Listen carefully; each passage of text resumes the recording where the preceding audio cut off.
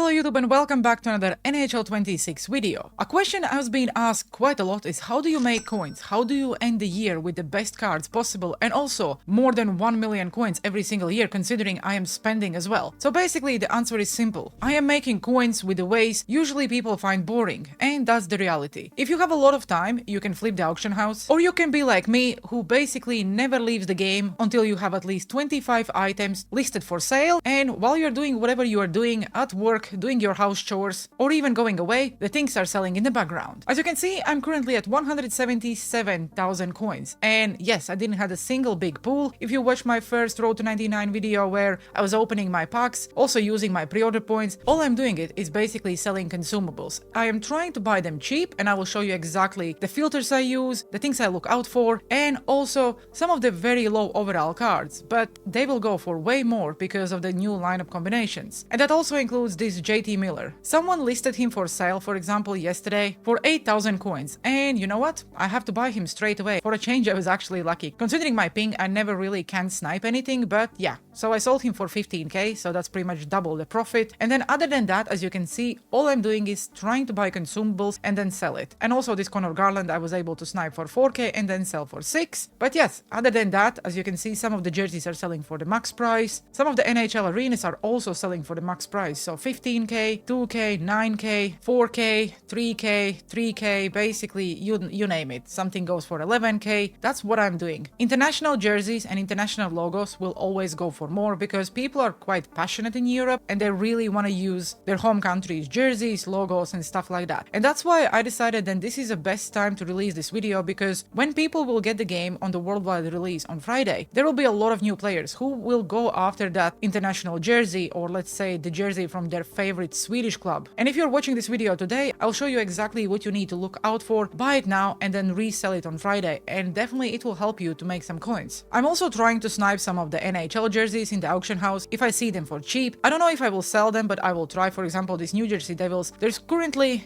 quite a few on the auction house, 9, 4, 6 and 4. So basically I could try to sell it for around 3,500 coins. Considering I got it for 1,200, I still would make some profit. Same thing goes about this Caps jersey. And for example, this Kings jersey, there are a few in the auction house, but as you can see, the cheapest one is 5,600 coins. So if I would list it for 4,000, and let's say for 12 hours, most likely I would sell it. So firstly, I will start with the consumables and then we'll move over to the players. If I go all the way over to the team information and then let's say do the leagues, because that's what I started to do yesterday. I go to PWHL and look at all the jerseys and logos. You will see that some of them will go for quite a lot, and yes, and I would probably say not to buy it. Look for something with the starting price, let's say 1,200, and that's what I did yesterday. I was able to buy 2 New York Sirens logos for 1,200 coins and also a New York Sirens away jersey for 2,000 coins, and I can tell you some of these things will sell for more. So for example, if someone is listing it for quite cheap, and I would probably say keep an eye out on, let's say, less than 2,000, just go and buy it. Also, if you find something which is only one thing listed on the auction house, for example, this is not a good price, but I'm just showing you as an example. You'd go and compare the price. Okay, fine, there is not a single one on the auction house. And if, for example, the buy now price would be around 5k, I would go and buy it and then relist it for 8 because I would be the only one who is selling it. It's quite a risk because there is an opportunity that no one really buys it, but if someone does, you would make at least 2,500 coins straight away. And the reason why I started with PWHL is because you cannot really get it in any of the starter packs, and as a surprise there is actually quite a lot of PWHL fans out there who would like to use their team's logo or the jerseys. And if let's say you are from Vancouver who recently got a PWHL team, you probably also would like to use the logo. It's not fancy, nothing like let's say Ottawa Charge or Boston Fleet, but it's still a logo. NHL and NHL alumni would probably not go for a lot, so I would start looking at all the European leagues or the international ones. As you can see, there are plenty of international jerseys and logos, and that's another thing you need to pay attention for. For example, this Team Austria jersey is currently on bids for 1,200. I will go and bid, and if I win it, that's fine. 30 minutes, maybe I will be able to buy it. And the reason why I decided to go with it, because there is only 2 in the auction house, and one of them is the one I'm trying to buy, and another one is going for 5k. So let's say I win this bid, I would be able to resell this international jersey for at least 3,000 coins, and that's pretty much double the profit. And all you have to do is basically look for something you can buy cheaper than you probably would expect, expect. Some of them obviously will go for more, like Team Canada or Team USA jerseys always go for a lot. Again, you can see then the starting price is 1,500. I could potentially add this to my watch list because I have quite a lot of time today, and then in few hours just check what the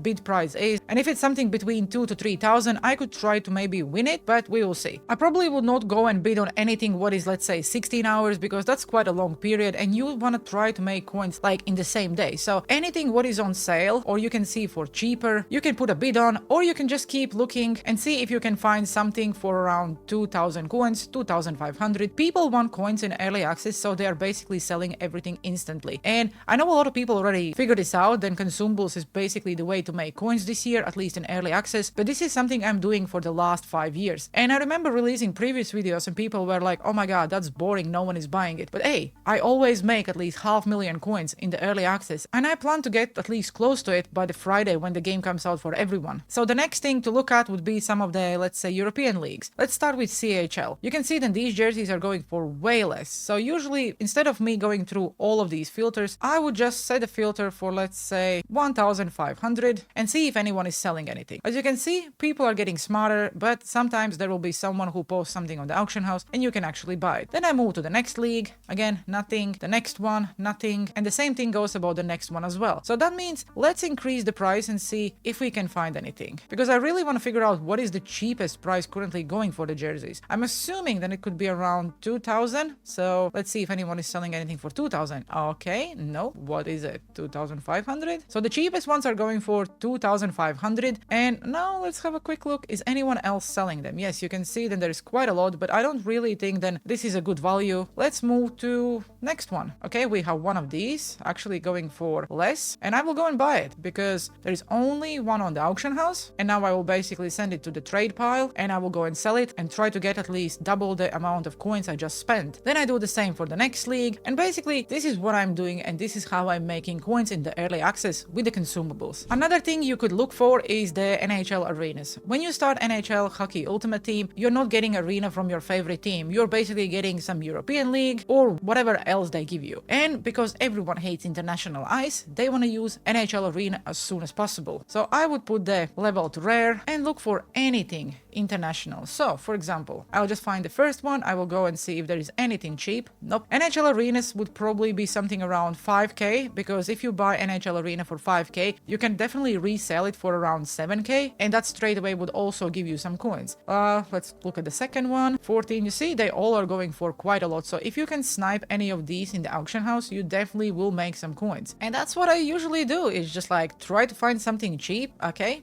nothing here. Let's say Calgary Flames. Is anyone selling more Calgary Flames? You see, everything is going for 14 and this one is going for 6. Clearly people are trying to sell these ones and no one is buying. I did sold it for the max price, so you know what, I will just risk it. I will go and buy it and again send it to the trade pile. I will try to sell it for at least 10k because it will be straight away the cheapest one on the auction house, and even if I sell it for 10k, it's still few k profit. If you can find any of the home arenas for, let's say, the top teams like Toronto Maple Leafs, New York Rangers, those arenas will also go for more. The only really stupid thing this year is that you no longer can actually filter by the leagues when you're looking for the arenas. I know a lot of people are looking for PWHL arenas. I need to get a clarification from EA to see if they're actually in the game, because obviously if he was using the PWHL arena last year, you actually was playing and using PWHL rules, so like the jailbreaker and stuff like that. So there is a big possibility that they actually removed it. Now let's talk about sniping the players and players to look out for. First things first, early in the game, everyone wants to build the best team possible, so they will try to build the lineup and boost their player overalls. Obviously, no one will try to use the 75 overall cards, as far as they're not really their favorite players, but there may potentially be when they will buy that 175 overall card just to get that line combination. For example, every single Ducks player will go for more, any single Blackhouse player will go for more, and also the Rangers players are going for more because you can get that +1 overall boost. And same thing also applies to any Colorado Avalanche players. So now you pretty much checked out the teams to look out for, and I would just go to the auction house and do the same thing we did with the consumables. And I will start to go to the league, go NHL, and let's say Anaheim Ducks. You straight away will see that every single player will go for way more than it should. And because you need to use the Anaheim Ducks players in your offense, the defensemen obviously will be cheap. So I will just filter it to the forwards, and as you can see, 80 overall players are going for 23k. Also, this is something you need to pay attention when, let's say, you're opening your rewards, and if you pull any of these players, you know that you straight away are making coins. That's why it's always very important to check the lineup combinations and see which teams are actually now going for more. I was lucky to snipe this guy for 3k, and if I would, let's say, want to resell him now, then as you can see, I would make probably at least 10k profit on him, but